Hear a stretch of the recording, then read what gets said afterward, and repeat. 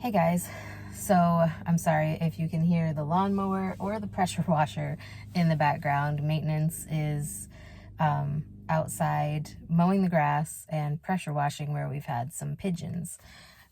So that is not what this video is about, obviously, but I wanted to share with you guys something that I think kind of sucks. So today, I still have my patriotic Dexcom.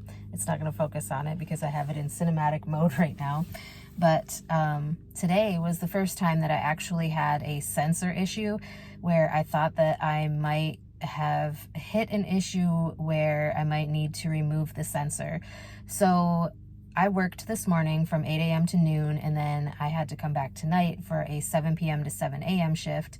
And I was at home eating dinner, and all of a sudden I went to check and see what my blood sugar was at because, as you guys know, Dexcom sends a new reading every 5 minutes, basically. Well, when I checked it, it said alert, and it said brief sensor issue. And usually if it stays that way for too long, it ends up being a problem where like the sensor basically fails and you can't use that sensor anymore. So I literally just got my next 30-day supply of sensors. I know some people get 90-day supplies of sensors, which I think would be really nice because then you don't have as much stress about like whether or not you're going to have enough sensors. Because after I put this one on, I had no sensors left. So that's also not what this video is about. But when I got that issue, that sensor issue pop up, I was like, well, crap, like what am I going to do if I have to use this other sensor? And yes, I know that it's not that big of a deal to a lot of people, but sensors are expensive. For those of you who don't know, the Dexcom G7 sensors are pretty expensive without insurance. Like, even if I hadn't met my deductible, the cost of the sensor is like $337 for 10 days. And I know that there are other options. There's the Libre, there's a couple of options as far as sensors go, but I like the Dexcom G7. I like the data that I get from it. I like learning which foods affect my blood sugar and which ones don't. And, you know, I've just found this whole process to be very helpful. And I was just thinking, like, all of the people who use these sensors, like, I'm in a group on Reddit where, well, it's like a forum or whatever on Reddit where there's a lot of people that have continuous sensor issues or sensor failures where they have to take a sensor off before the sensor has reached its 10 days. Because for those of you who don't know or might not be aware, the G7 sensors are supposed to last for 10 days in the US. I know in the UK, I think it's 14 days that they're approved for, but in the US it's 10.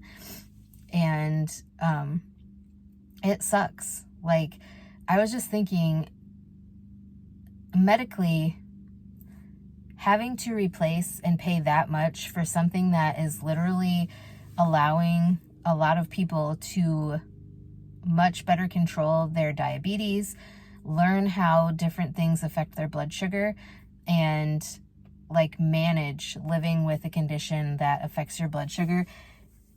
Having to replace sensors like for no reason is ridiculous. Like, yes, I know that this is not where they are supposed to be placed. They're supposed to be placed in the back of the arm. However, I have flabby arms, and I know personally that I would knock it on everything. And I feel like laying on my back, which is how I end up falling asleep a lot of the times, I would constantly get compression lows from the back of my arms, which is why I chose to go on the forearm. And I have found it to be very accurate as far as correlating what the Dexcom sends me to a finger stick with a glucometer. So I don't know. I just think it's crazy. Like, people with diabetes, something that can very easily and very quickly get out of control, having to pay that much to just exist and to just live, like, it's ridiculous. And it's very frustrating. And like I said, I was worried about what was going to happen if I had to ditch this sensor, because this sensor that I'm wearing right now is supposed to last for 6 more days. And so, like, I have only had it on for 4 days at this point. And if I would have had to get rid of it, I would have been upset, because like I said, I just got my next 30-day supply. So that's 3 sensors. And, you know, I don't know. I find it very frustrating the way that medicine is a business. Like, I get it that, you know, people want to be paid for the things that they have created, but things like that, people need it to survive. Like, I personally know people with type 1 diabetes or very poorly controlled type 2 diabetes that use these CGMs, continuous glucose monitors, to make sure that they stay out of diabetic comas, stay out of DKA, diabetic ketoacidosis, like help them actually control their blood sugar, even if it's just a little bit. I have known patients that use CGMs that had like basically 0 control over their blood sugar before they got a CGM, and then once they started using it, have actually gotten much better control over their diabetes. And I don't know, I just feel like it's hard to live this life where you need to rely on a device like this, but it also sucks that it is so expensive to live this life, because a lot of people like me, I use this device to help me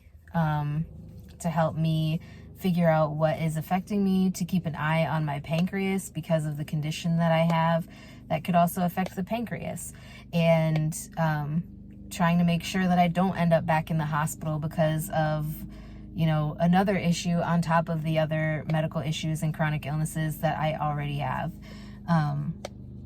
So having to use this tool that is expensive on top of the medications that I already have to take, on top of the doctor's bills that I have to pay because I have to go see a doctor much more frequently than someone else who is my age, who is a little bit more healthy. You know, it's frustrating. And I just wish that people understood how frustrating it is to have to rely on these devices in the first place, but then to also have to pay like half of a paycheck, or to some people it might be an entire paycheck just to get a sensor. So it's very frustrating, and I don't want this to be like me bitching, but I think people need to know that things like this are problematic. And I know a lot of people have a problem with the Dexcom G7. Like I said, I really like it. I know there are quite a few people who don't like it for a multitude of reasons, whether that is they don't trust the accuracy of it, or they prefer the G6 over the G7 just because of all of the sensor errors. This was the first time this is the 3rd sensor that I've had on, and the first 2 sensors I had 0 issues with at all. So this was the first time I had any issue. Thankfully, this sensor started reading again after it hadn't sent a reading for like 15 minutes. It was almost to the 20-minute mark, and I was getting really stressed out and worried about whether or not it was going to start sending readings again. But finally, just before the 20-minute mark, it did send a reading. So thank God for that. But I was just thinking, you know, how expensive it is. And like, I only have the sensor and the receiver. There are people who use sensors, receivers. They also have infusion sets for a lot of people if they use an insulin pump. So for those people who might use insulin or have like the Omnipod or whatever, you know, you have other devices, and I'm sure those are just as expensive, if not more.